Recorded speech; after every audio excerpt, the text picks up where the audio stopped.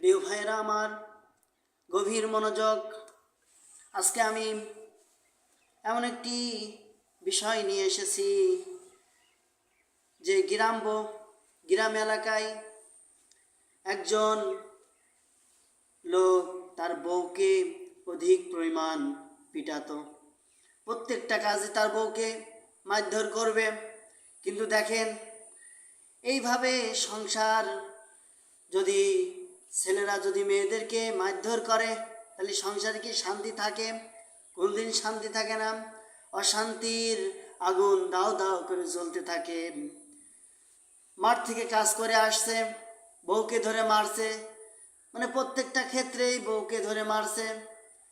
রান্না করছে যেই সময় একটু লবণ 20-20 হয়ে যাচ্ছে, 19-20 হয়ে যাচ্ছে, তারপরেও বউকে ধরে মারছে। আজকে সমাজে দেখেন, এই যে তাবলিগ আছে, তাবলিগ ভাইয়ের সাথী যারা, তারা সবসময় চেষ্টা করেন নিজের পকেট থেকে টাকা খরচ করে মানুষের মাঝে দিনকে, আল্লাহর কোরআন এবং রসুলের আদর্শকে যাতে মানুষের মাঝে ফুটিয়ে তোলার জন্য তারা চেষ্টা করে এবং মেহনত করে। কিন্তু দেখেন, যে যত বোর পরে বেশি টর্চার করবে আল্লাহ রাব্বুল আলামিন তার জন্য কিন্তু মেডিসিন আল্লাহ রাব্বুল আলামিন রেখেছেন। দেখেন, তাবলিগওয়ালা এসেছে দাওয়াত দিতে, বাড়ির ভিতর ঢুকে পড়েছে। এবারটা বউ রয়েছে পর্দার আড়ালে, আর যে স্যার খাওয়া দাওয়া করছে তাকে দাওয়াত দিতে এসেছে। দাওয়াত দিতে আসার পরে তখন বলছে এই বাড়ি কোনো পুরুষ আছে? মহিলা পর্দার আড়াল থেকে বলছে আছে। তখন ওই পুরুষের কাছে দাওয়াত দিতে যাচ্ছে। তখন পুরুষ বলছেন যে আমার তো অনেক কাজ আছে, দুনিয়াবি ঝামেলা আছে। তখন ওই মহিলা বলছেন যে এই বাড়িতে কোনো কাজ কাম নাই, এই বাড়িতে কোনো কাজ কাম নাই, ওনাকে আপনারা তাবলিগে নিয়ে যান।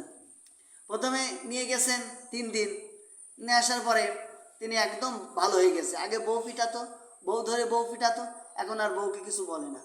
এবারটা বউ জোর করে আবার 40 দিন পাঠিয়েছে। তাকে আবার 40 দিন পাঠানোর পরে সে একেবারে ফেরেস্তা হয়ে এসেছে। একেবারে ফেরেস্তা হয়ে এসেছে, এসে বউকে মারে না। পাশে আবার হিন্দু বাড়ি ছিল, ওই হিন্দু বাড়ির বউ কাছে আমার স্বামী তো সারাদিন দিন রাত আমাকে পিটানি দেয়। কিন্তু এবারটা বলছে ওই বউ আবার ওই স্বামীকে বলছে যে ওই পাশের বাড়ির ওই মহিলার স্বামী আপনার তাবলিগে গিয়ে ভালো হয়ে এসেছে, আপনি তাবলিগে যেতে পারছেন না। ওনাকে জোর করে পাঠানো হলো।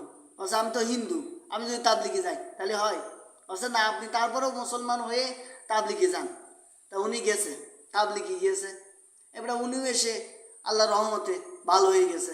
কিন্তু দেখেন, আগের মুসলমান যখন তাবলিগে গেছে, যে বউ পিটায় না কি জন্যই, এখন সে জানে তাকে একদিন ওই রান্না বাড়া করতে দেওয়া হয়েছে। তাবলিগে আবার একটা নিয়ম আছে যে খানার কখনো ভুল ধরা যাবে না। কিন্তু লবণ বেশি দিয়ে ফেলেছে, আর যে খানা পাকায় সে সবার লাস্টে খায়। তা সবাইকে দিয়েছে, তা উনি লবণ অল্প অল্প দিতে একবারে লবণ 20 করে ফেলেছে। তরকারি 20 হয়ে গেছে, এরকম একটা অবস্থা। তা লোকের খাওয়ানোর পরে, তাবলিগের সাথীদের খাওয়ানোর পরে উনি খাতি বসেছে। খাতি বসলি, এবার দেখে তো ঠিকই তো লবণ হয়ে গেছে বেশি, আমি তো খেতে পারছি না। তাহলে ওই জায়গাতে সে শিক্ষা নিলে যে আমার বউকে আমি আর পিটাবো না, আমার বউকে আমি মারবো না। কত কষ্ট হলো ভাত রাঁধতে কত কষ্ট হলো, তরকার রাঁধতে কত কষ্ট হলো, তারপরে যদি আবার লবণ হয়ে যায়। তার সাথীরা যখন খাচ্ছে তখন লবণ বেশি হয়ে গেছে, খানার এই মানে দোষ ত্রুটি ধরা যাবে না। সেই সময় সবাই বলছে আলহামদুলিল্লাহ আলহামদুলিল্লাহ। এবারে উনি বাড়ি এসেছে 40 দিন চিল্লা লাগিয়ে আসার পরে, এবারে উনিও ওনার বউ খাতি দিচ্ছে, বলছে আলহামদুলিল্লাহ আলহামদুলিল্লাহ, মানে প্রত্যেকটা কাজে আলহামদুলিল্লাহ, খারাপ হোক ভালো হোক আলহামদুলিল্লাহ। তো বউ শুক্রিয়া আদায় করলো, আলহামদুলিল্লাহ, যাক আমার স্বামীটা ভালো হয়ে গেছে। আজকে দেখেন, বর্তমান সমাজে তাবলিগ যারা আছে, হকপন্থী তাবলিগ, তাদের থেকে শিক্ষা নেবেন। আর যারা এই যে দালাল মার্কা তাবলিগ, এদের থেকে শিক্ষা নেওয়া যায় না এবং মানুষকে শিক্ষা দেওয়া যায় না।